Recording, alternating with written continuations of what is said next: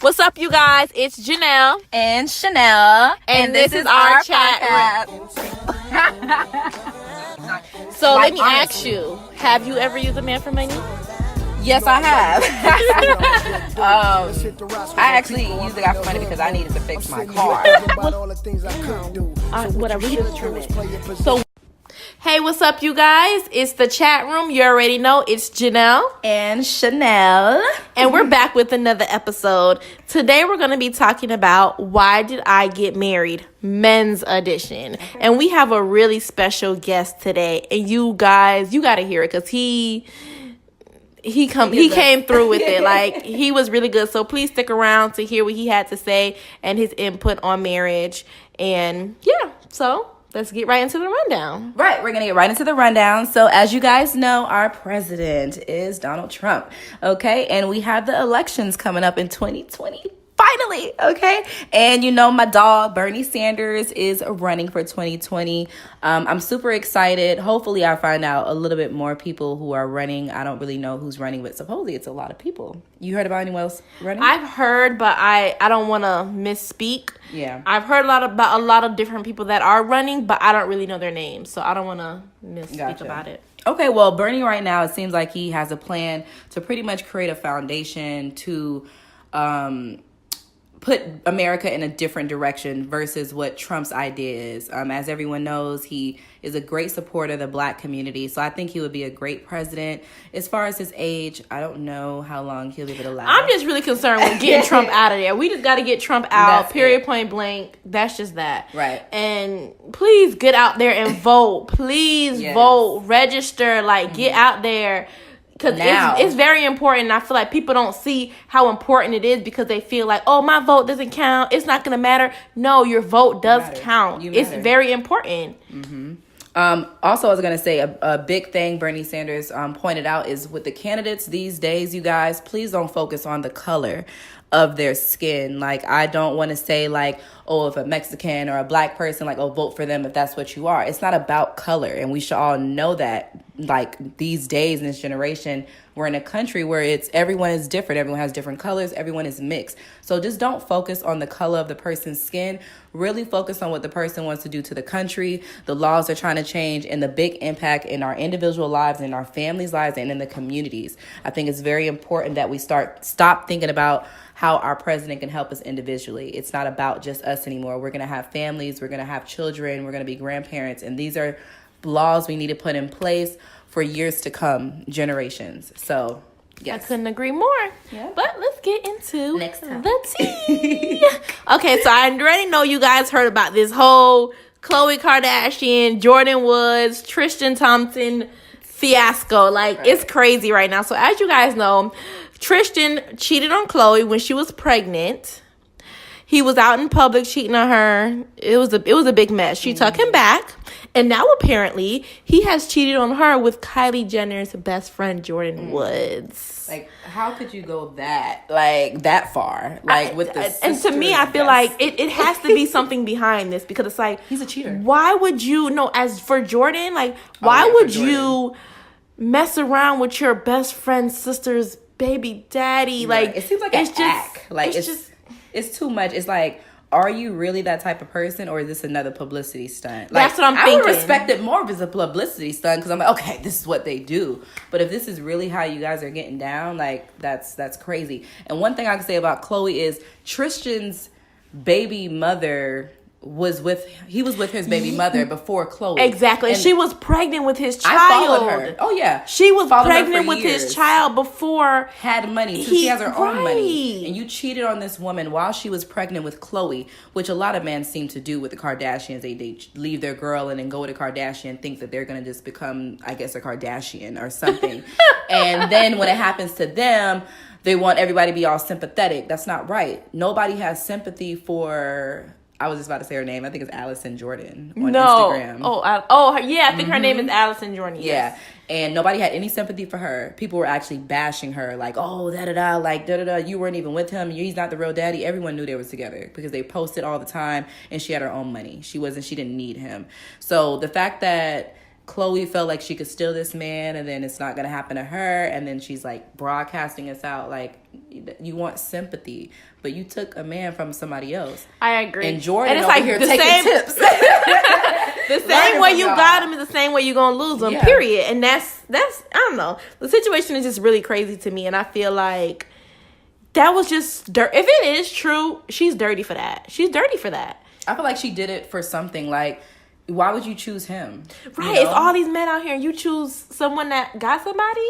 Yeah. Especially your best friend's sister. Right. Someone who you're close with as well. Like you're damn near family. Right. Like, for real. Like, but she's you know family. what? That just goes to show you that these females out here, they're ruthless. They don't care. They taking everybody, man. They do not care, girl. So if you got a man, please hold on to him, because these girls out here, they just and ruthless. And that's the thing. I be knowing too. I'm like, I don't care if you my best friend. We could be so close for years. If my man is attractive, and if he, I mean, I don't want to say like he's a horn dog or something like that, because maybe that's what he is. You know what I mean? Then another woman is gonna peep that. Yeah. And she gonna go for it. Like, because it's women out here that do that. Like, just with the conversation that you guys will hear with our guests, you know, the devil be out there working. Like, just ready. The devil is really out here, so y'all got to be on the lookout. Y'all got to be careful, because the devil is really out here, for real. But anyways, let's get right into our topic. Okay. Why did I get married? We have a guest on today. Derek, say what's up.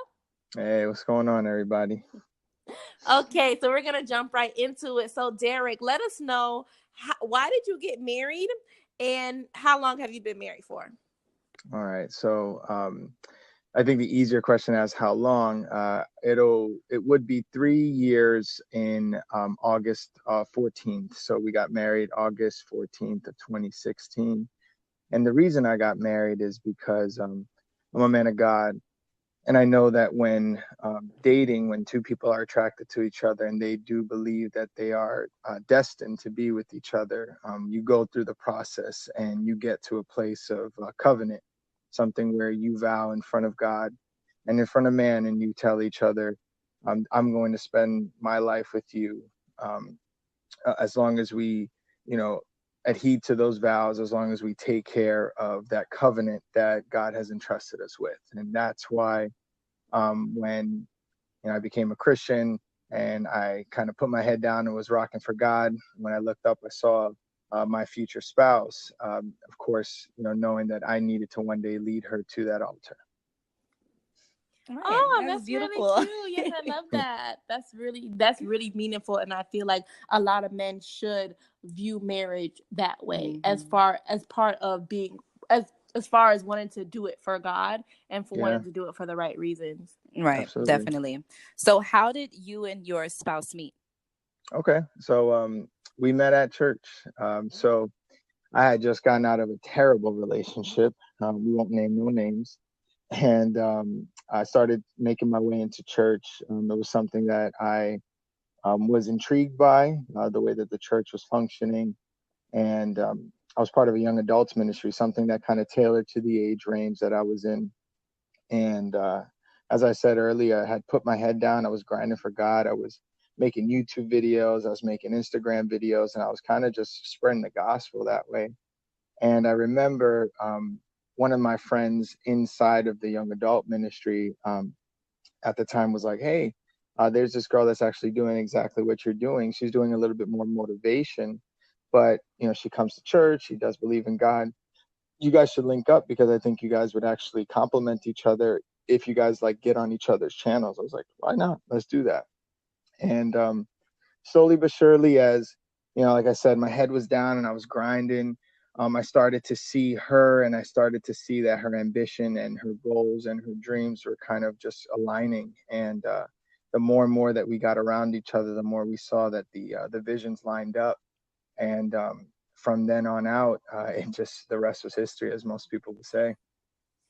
Awesome. Yeah. Awesome. What is your current status in your marriage now? Oh, good question. So as of right now, unfortunately for everybody, though I may sound like I'm still an advocate. We're separated right now. Okay. Unfortunately, there was some infidelity that went on in the marriage, and it's definitely caused, of course, that ripple effect. The enemy does what he does best. God and the representation of marriage is probably to the world the best representation of God. And that's probably one of the most important things for the devil to destroy. And Right. so we found ourselves in a place where ministry was going good, life was going good, but there was just something festering on the inside. And what wound up happening was we wound up just losing that battle. And you know, when I chose to separate, it was so that I can kind of have my solitude with God, so that I can get confirmation as to what to do next. I'm a man of God, and I believe that He writes your story. And it's not to kind of hide away from decision making, but if I allow Him to make decisions over my life, I know that I'm doing it at the right way. And Right. you So know, do you we, feel like yeah, that situation has made you kind of lose faith in a way? that's a really good question. So when it happened, I didn't lose faith in God. I lost faith in Christianity. And here's why. Um, I became a believer very late in life, 24 years old. I just had an encounter with Christ, and I was just like, man, this thing is real. And I walked into a church, and I was met with all these people that had been going to church, that had been attending. And I mean, my wife was no exception. She had been in the game, I think 11, 12 years by the time I met her. And then the person that unfortunately she fell with, and that's kind of a Christian term we use, fell. The person that she fell with, he was born into Christianity, and he was someone that was a great leader in Christianity, had a ton of people looking after him. And it kind of made me lose faith in Christianity as a religion.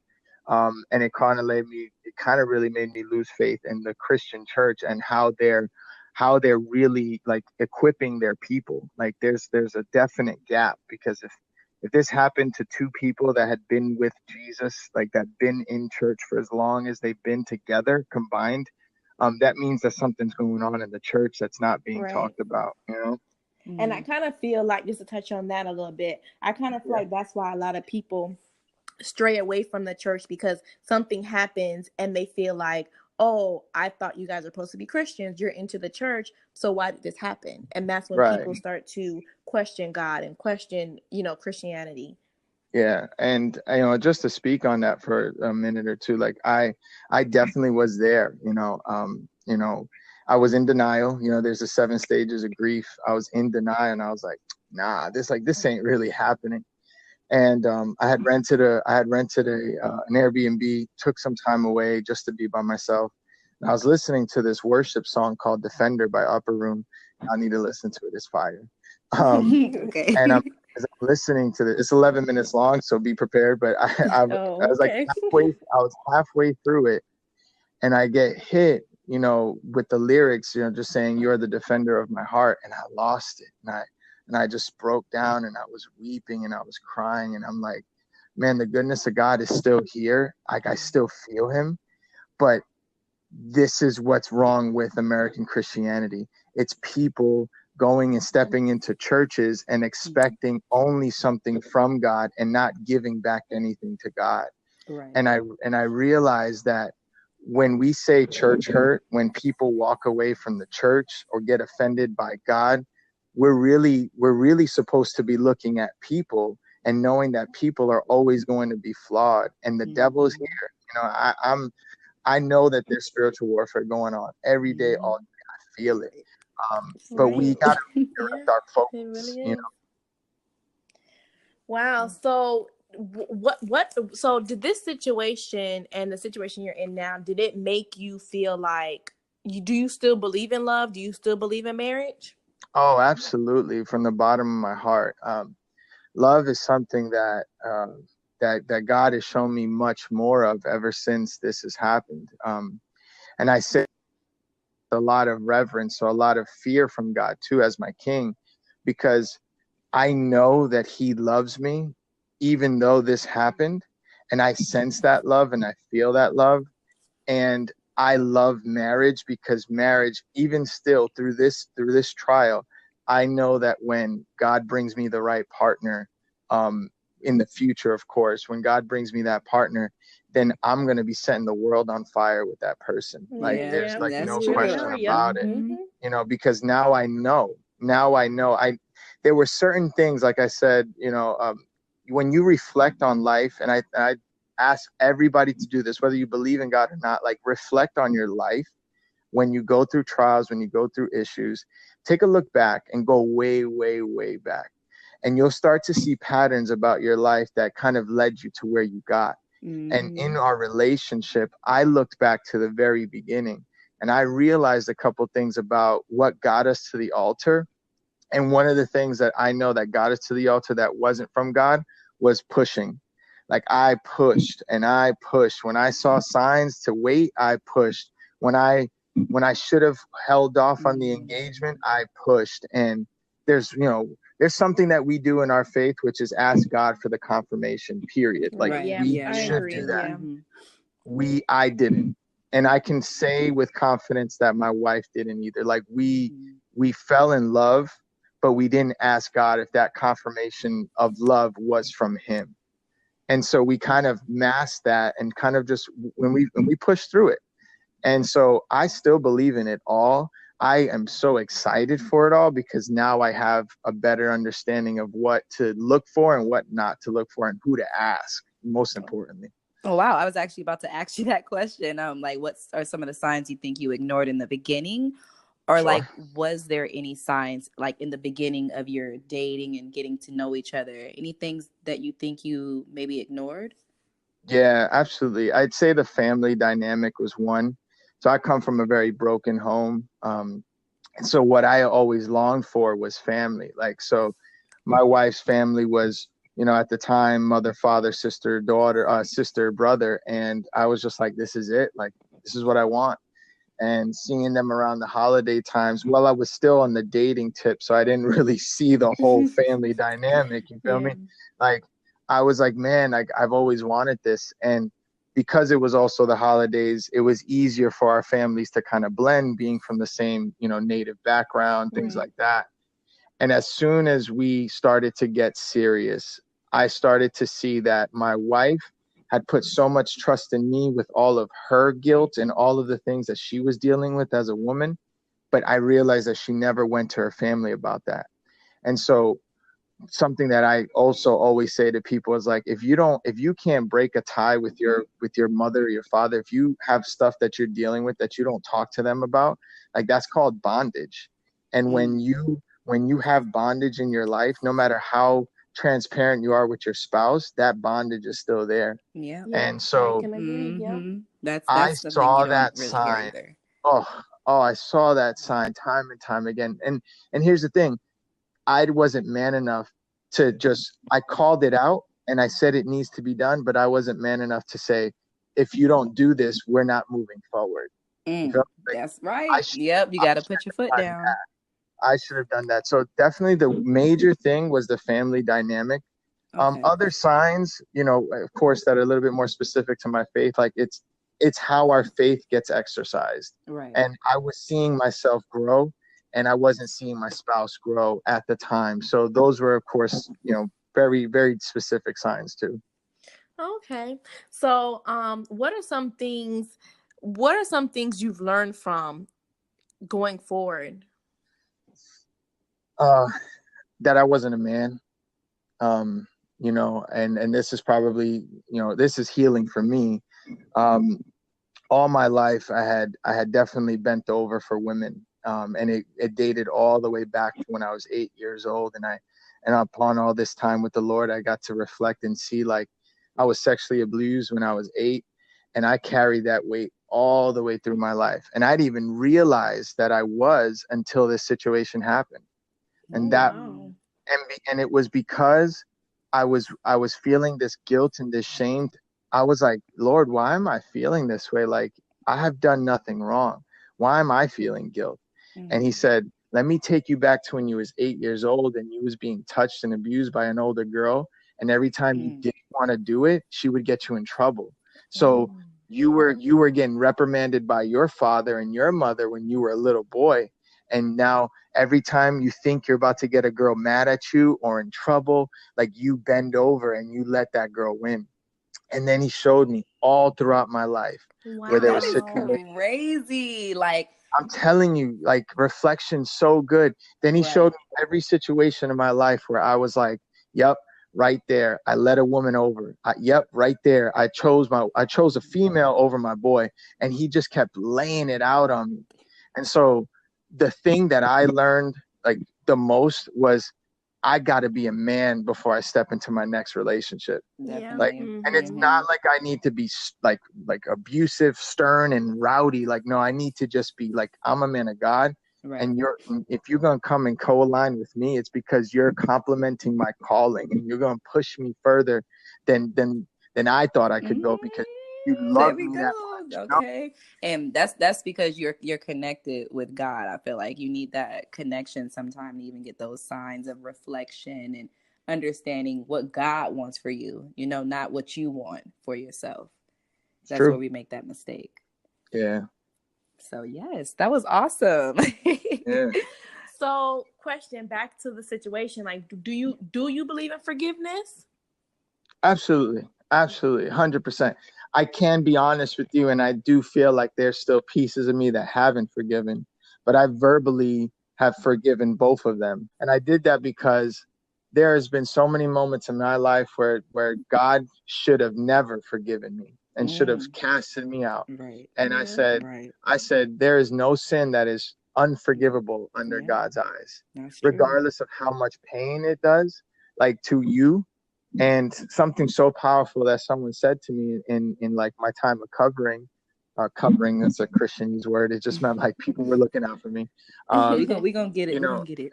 yeah. You teaching us. He said you need to start looking at people the way God looks at them and not through your pain. Right. And when he said that, I was a wreck. I mean, it took me probably a week to unpackage that statement. So when I heard that, I started to look at my wife the way God looks at her. Even if I was already confirmed that I wasn't going to get back with her.